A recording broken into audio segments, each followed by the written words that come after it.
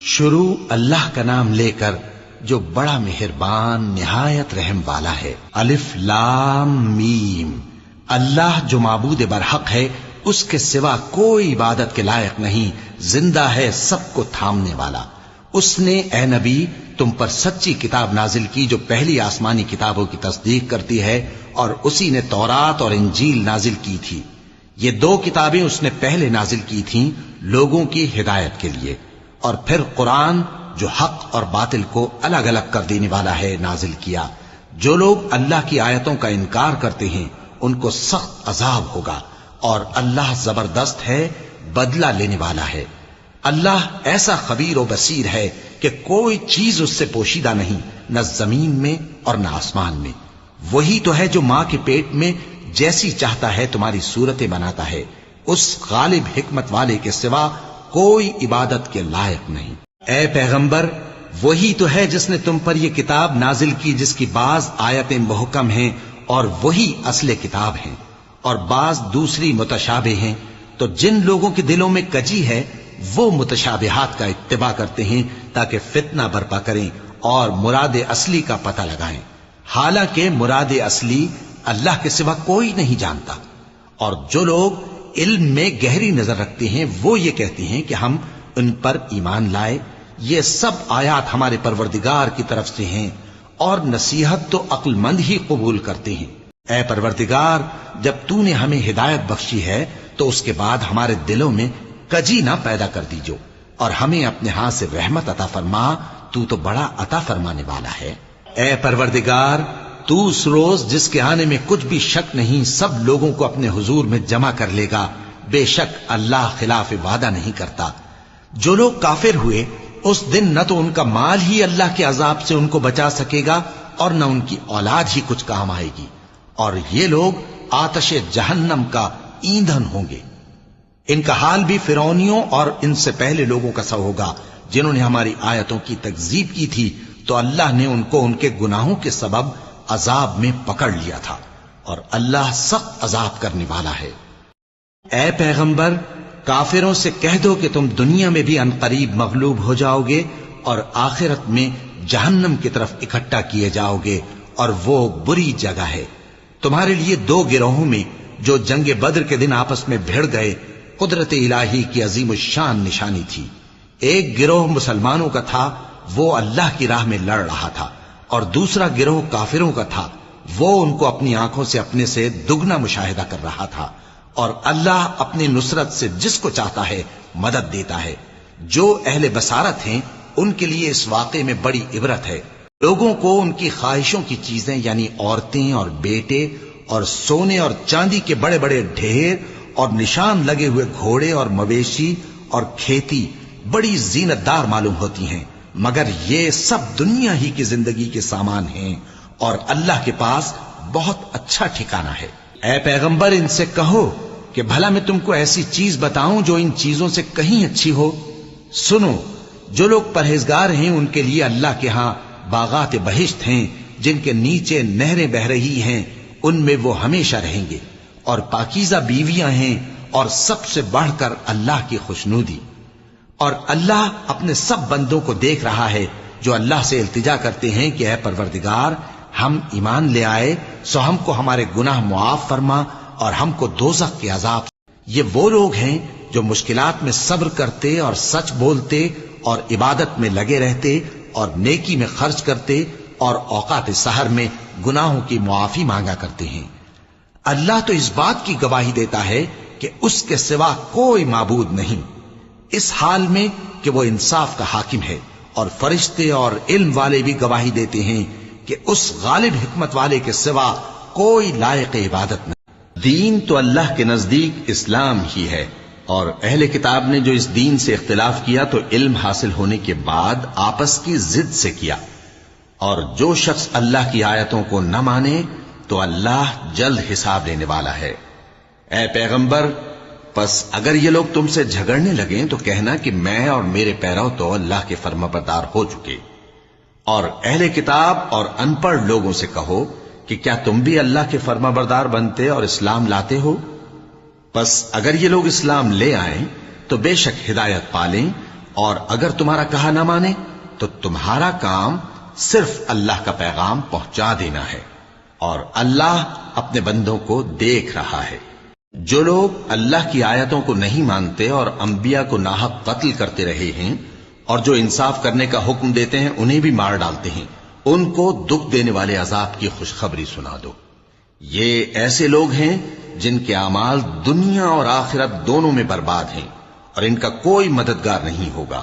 بھلا تم نے ان لوگوں کو نہیں دیکھا جن کو کتاب یعنی تورات سے حصہ دیا گیا، اور وہ اس کتاب اللہ یعنی قرآن کی طرف بلائے جاتے ہیں تاکہ یہ ان کے تنازعات کا ان میں فیصلہ کر دے؟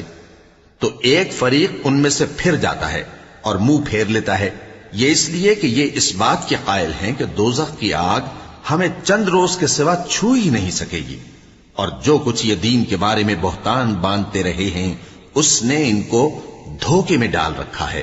تو اس وقت کیا حال ہوگا جب ہم ان کو جمع کریں گے، یعنی اس روز جس کے آنے میں کچھ بھی شک نہیں، اور ہر نفس اپنے اعمال کا پورا پورا بدلہ پائے گا اور ان پر ظلم نہیں کیا جائے گا۔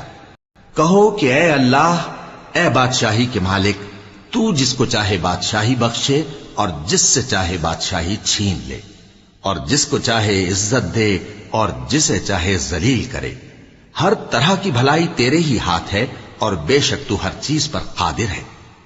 تو ہی رات کو دن میں داخل کرتا اور تو ہی دن کو رات میں داخل کرتا ہے، تو ہی بے جان سے جاندار پیدا کرتا ہے اور تو ہی جاندار سے بے جان پیدا کرتا ہے، اور تو ہی جس کو چاہتا ہے بے حساب رزق بخشتا ہے۔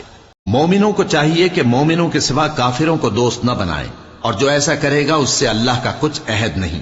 ہاں، اگر اس طریق سے تم ان کے شر سے بچاؤ کی صورت پیدا کرو تو مذائقہ نہیں۔ اور اللہ تم کو اپنے غضب سے ڈراتا ہے، اور اللہ ہی کی طرف تم کو لوٹ کر جانا ہے۔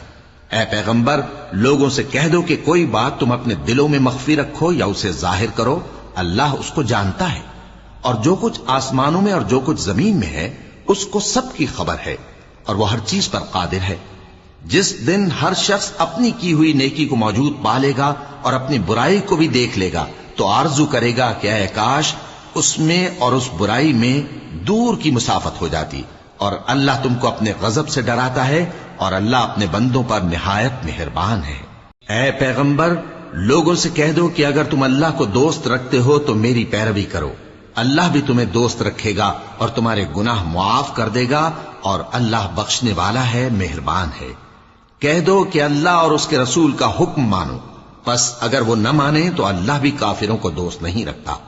اللہ نے آدم اور نوح اور خاندان ابراہیم اور خاندان عمران کو تمام جہان کے لوگوں میں سے منتخب فرمایا تھا، ان میں سے بعض بعض کی اولاد تھے، اور اللہ سننے والا ہے، جاننے والا ہے۔